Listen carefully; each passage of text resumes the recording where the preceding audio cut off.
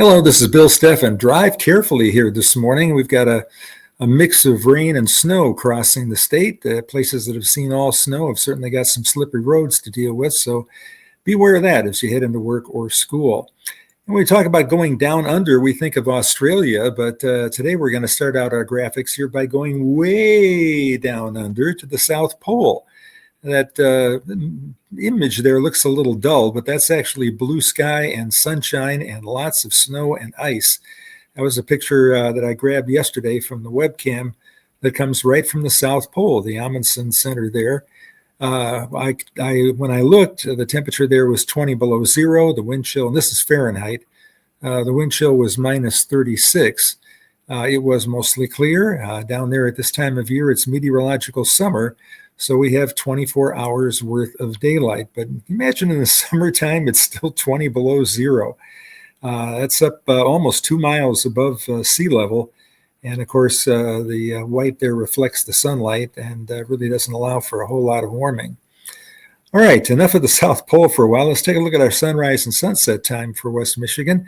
We lose another minute of daylight today. 8:02 is our sunrise. Sunset at 5:08.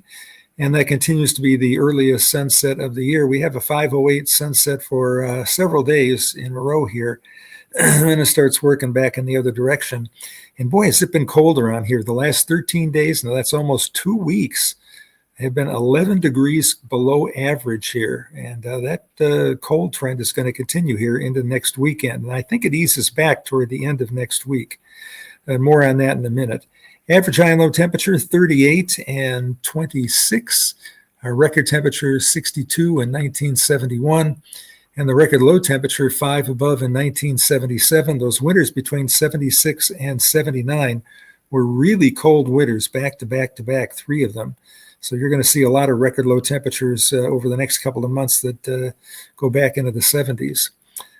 Okay, we have a winter weather advisory in effect that covers everybody north of a line from Holland to Lansing. It does include all of Kent County, and it extends up toward the Traverse City area. This is not a super big storm, but it's big enough to produce several inches of snow and some slippery roads and a mix of precipitation as you head south of Kent County.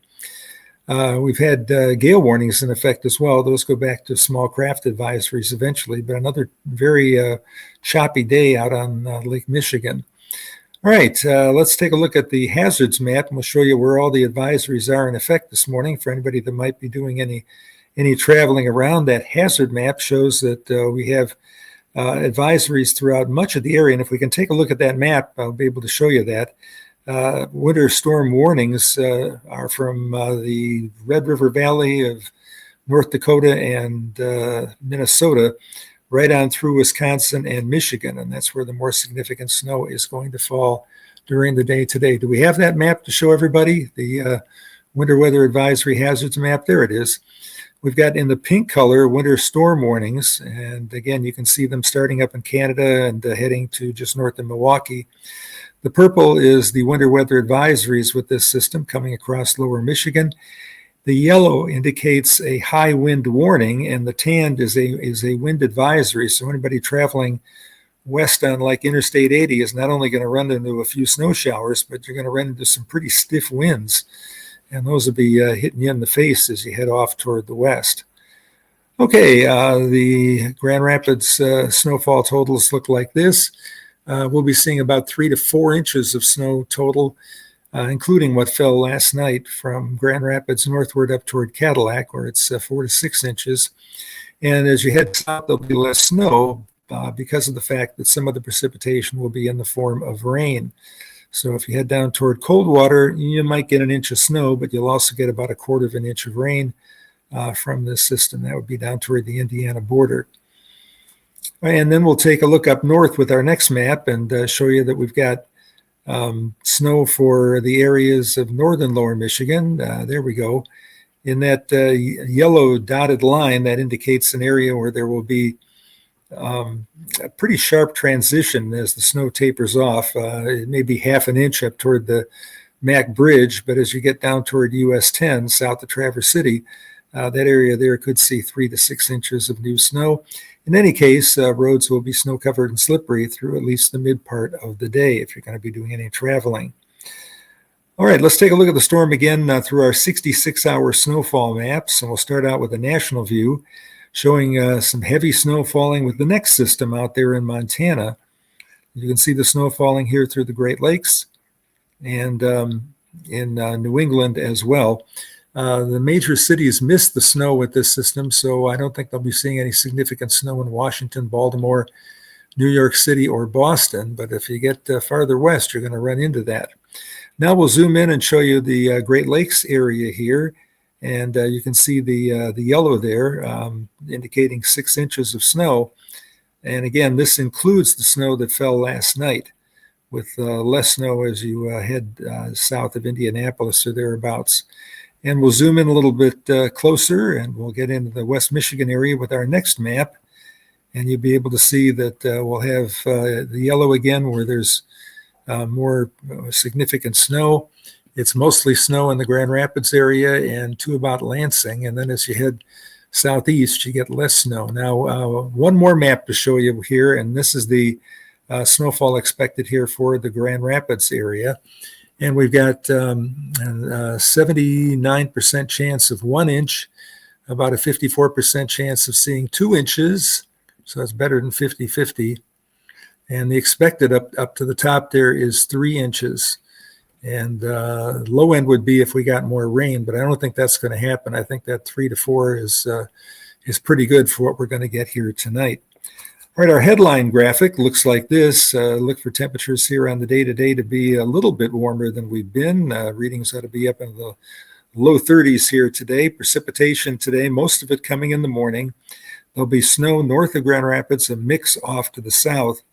And then more chances for light snow come Thursday night, Friday night, and over the weekend. The overall cool pattern here lasts for about 10 days to 2 weeks. Then I think it flips around and we warm up a little bit here. Okay. Taking a look at the Lake Michigan forecast here, and I got an interesting picture to show you here.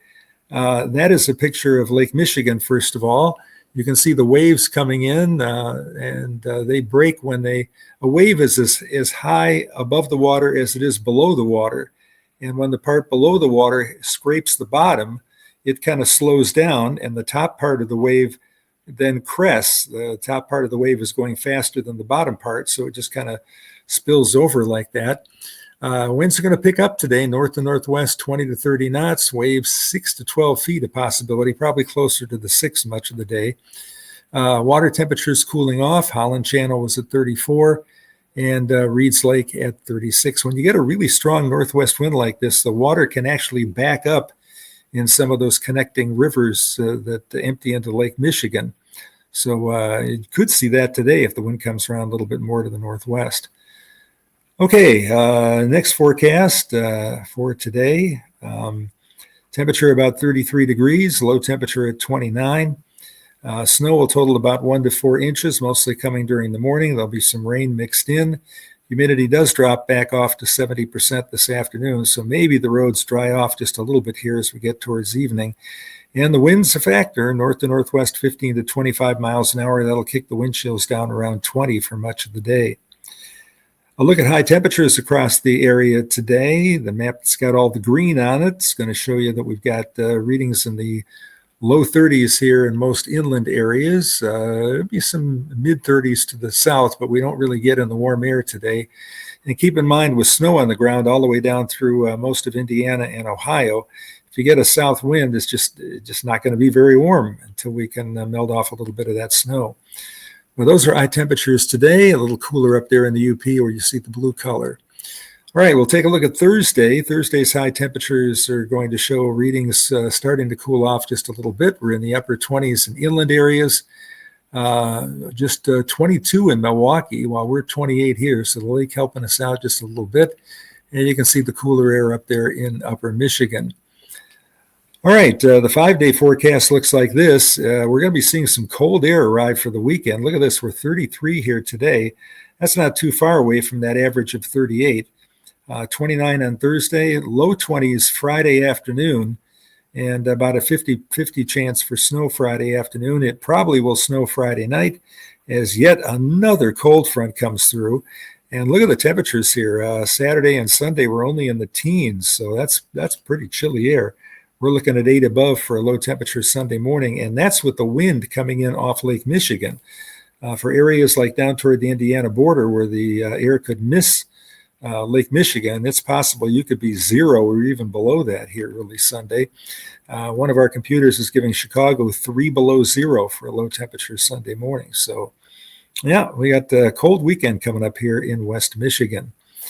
All right, taking a look at the 8 to 14 day forecast and the long range maps. Here's a look, first of all, at high temperatures across the U.S. today. The coldest air, North Dakota, South Dakota, Minnesota, into Wisconsin. Much of the country, though, seeing milder air. It continues to be warm down in Florida. It warms back up a little bit in Texas and in the southwestern U.S. That interior valley of California stays cool because they have fog that forms. The interior valley gets socked in with fog, so it doesn't really warm up much in the afternoon, and it takes all day, if then, to burn off that fog until they can get a little bit of a wind there. All right, let's go on now and take a look at Alaska temperatures. There's one temperature there where the high temperature is expected to be 36 below 0 this afternoon. That's the high temperature. And in fact, today, or yesterday, we should say now, Northway had an unofficial high temperature of 41 below and an average, or an unofficial high temperature of 41 below and an average, or not an average, but an unofficial low temperature of 51 below 0. So excited I can't talk. That's really cold. And there were several temperatures between 45 and 50 below across the border into Canada there in the Yukon territories. So there's some really cold air up there. I think that coldest air now is going to stay up there. It's not coming down here. So while we will be cold over the weekend, we're not going to see the absolute brutal cold we might see if that air mass up there in Alaska broke loose and came down here. Okay, the 8 to 14 day outlook now, and this is going to show you a little bit of a change coming. We're back up into the near normal category. Now that would give us high temperatures here in the mid 30s. That would be average. Now keep in mind the first part of that period is going to be a little colder than average. The second part could be warmer than average. So there's certainly a possibility that as we hit around the 21st, 22nd, 23rd, we could get temperatures back up into the upper 30s to near 40. It's very unusual to have a December where we don't get at least into the low 40s here a couple of days. So most interesting to see what's going to happen. But there's certainly the possibility that we will be seeing some warmer temperatures here before we hit the Christmas week right there. And it stays cold in Alaska. Look at Alaska. It's all blue there too, so it stays cold. Okay, now let's take a look at the precipitation map to go along with it. And you can see from Chicago all the way out to Los Angeles, everywhere along old US 66. It's going to be dry and very pleasant for anybody that might be doing some pre-Christmas traveling. It stays really wet in the Northwest. I don't know if you've been watching the network newscasts that have video of the floods that they're getting out there in Washington state, especially the atmospheric rivers coming in, and that trend is going to continue. So look for more stories on flooding out there in Washington and perhaps northern Oregon.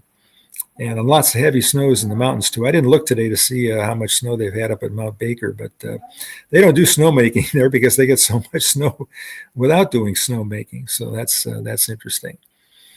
All right, let's see what else we got here for you. This is kind of interesting. We got some great slides today to show you some of the stuff that's happened on the state and some birthdays and whatnot. I've heard this before, and this is an interesting story. December 7 to 10 in 1937. So we were still at the tail end of the Depression back then. Glen, Michigan is a little town right on Lake Michigan in Allegan County. I used to stop there and get blueberries and some farm produce. There's an interesting, nice little farm stand there. But a huge snowstorm hit, and about 200 motorists were stranded in the town. There wasn't much to eat, but a large shipment of pancake flour had just come in. So the stranded motorists ate pancakes for several days straight, started a pancake festival in the town. I wonder if they still do that, because I haven't really reported on the Pancake Festival, but that's an interesting tradition, and it would be fun if people just kind of, there's a rest area there along the Kalamazoo River in Allegan County. If maybe they just had one special day here in December where they offer people free pancakes or something, maybe somebody could kick in that or something. They could make a festival out of it or something. So we'll salute Pancake Day in Glen, Michigan. And something else that happened on this date, let's take a look at December 10, 1887. The Sioux Line began service from Minneapolis to Sault Ste. Marie. It's kind of interesting. I love that logo.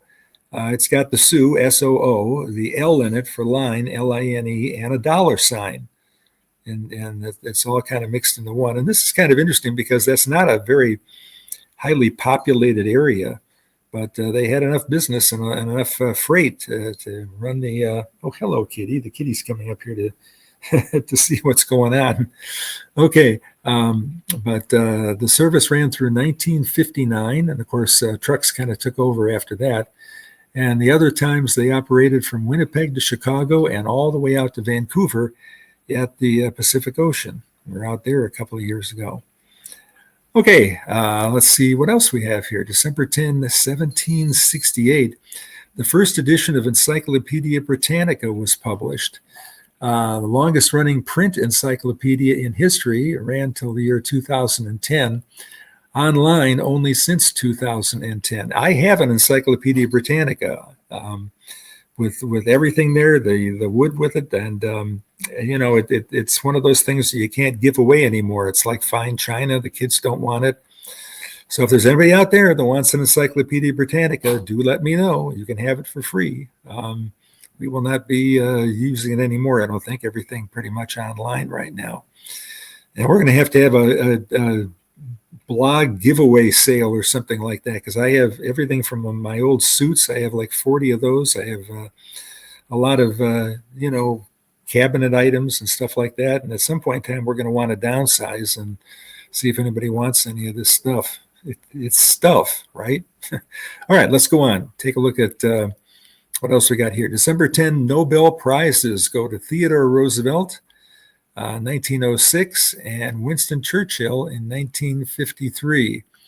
Roosevelt negotiating peace between Russia and Japan, and Churchill for his mastery of historical and biographical description, as well as for brilliant oratory in defending exalted human values. Boy, that's quite a tribute, but we'll salute them.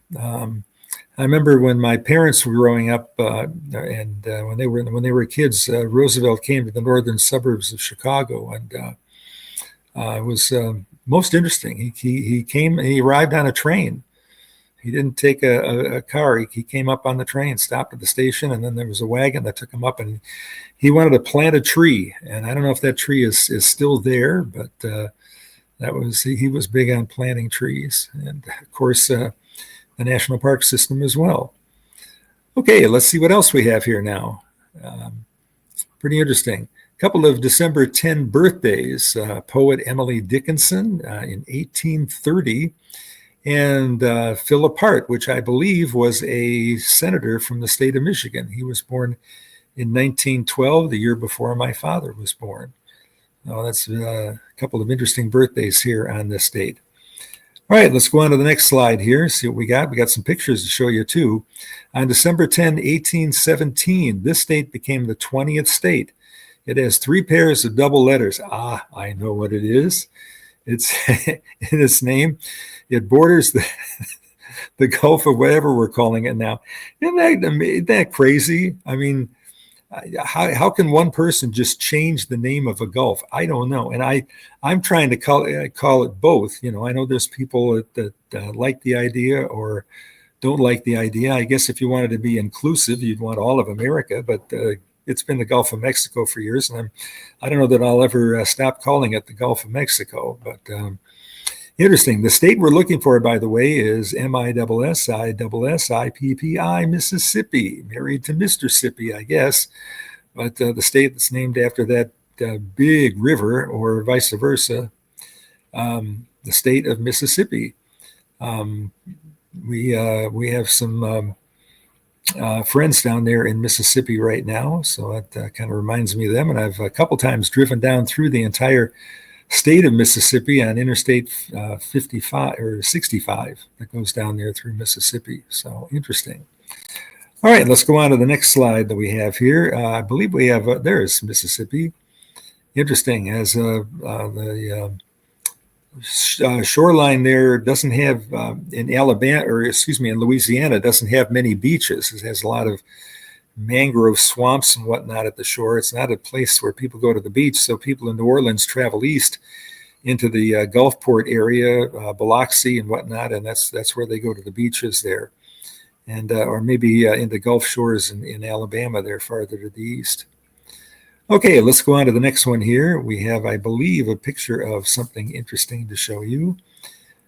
This right here is something called a snow roller, and look at the size of that over on the right side there. What happens is you get a kind of a wet, heavy snow that's good packing, you know, the kind you like for making a snowman.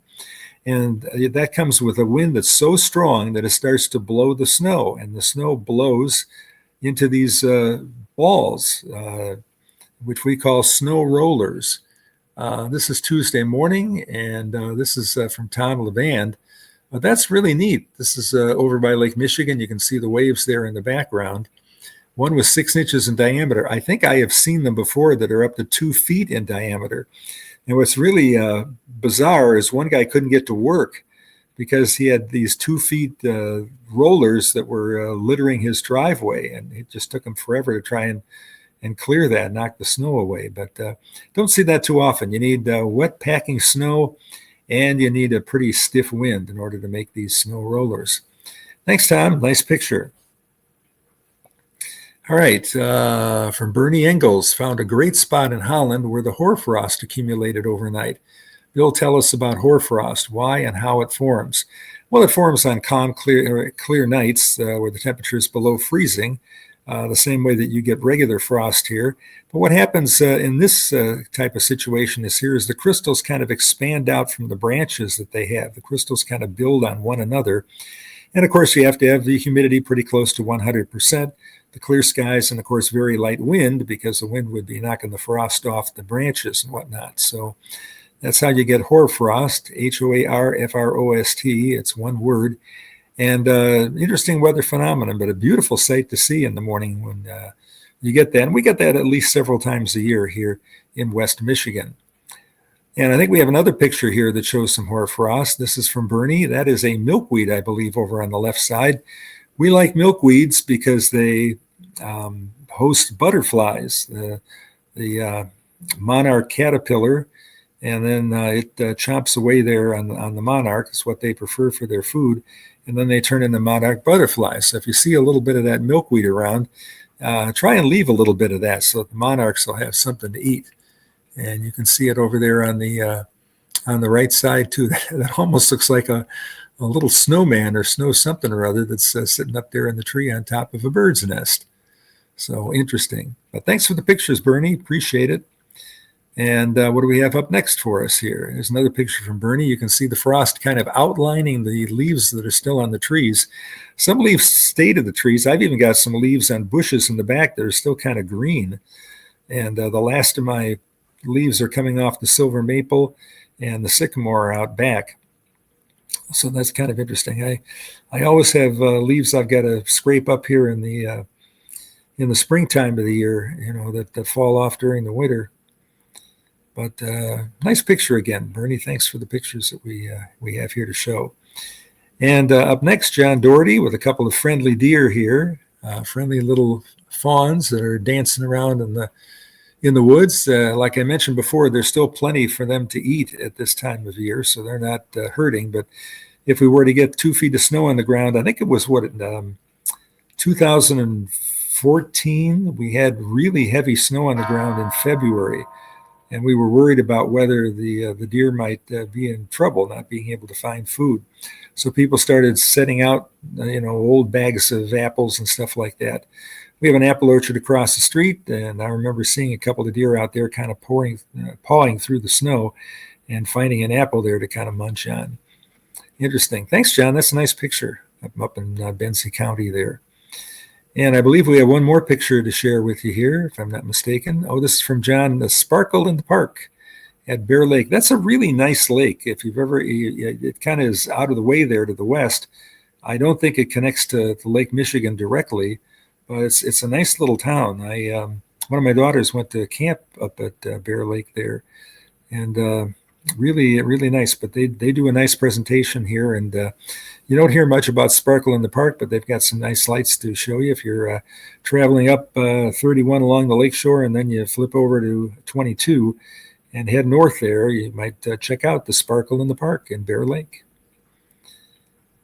And from John Scully, we have a picture of Lake Michigan. If you look real close there, you can see what looks like a little bit of steam coming in off the water.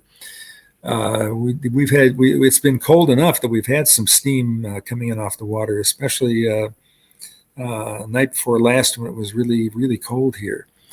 But the lake was pretty flat early when the wind was a little bit more southeast, and as the wind picked up, came off the lake, the waves kind of increased, and it's going to be quite a breezy day at the lake again today. But cloudy skies once again. Not a lot of sunshine ahead here this week. Most days will be overcast or even mostly cloudy with just a few peeks at the sun from time to time. Are we done? I think that's the last picture that we have here, if I'm not mistaken. Oh no, there's something else. Play John Scully Muskegon Lake video. It's the 14-second video uploaded in the video clips under the intro outro videos. Hey, well, I've checked that one out. Thank you.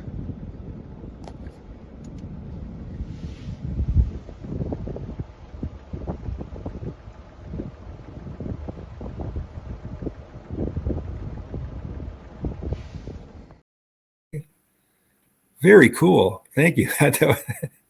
Okay, now we're done. John, thanks to all of you that contribute the slides. Those are really neat to see, the videos, everything else, the interesting information. Thanks to Alex and Michelle for helping us out with some of the graphics here.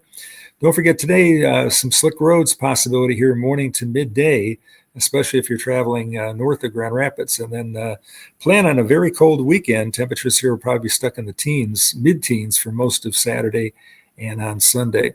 Have a great day. Thanks for watching till the very end.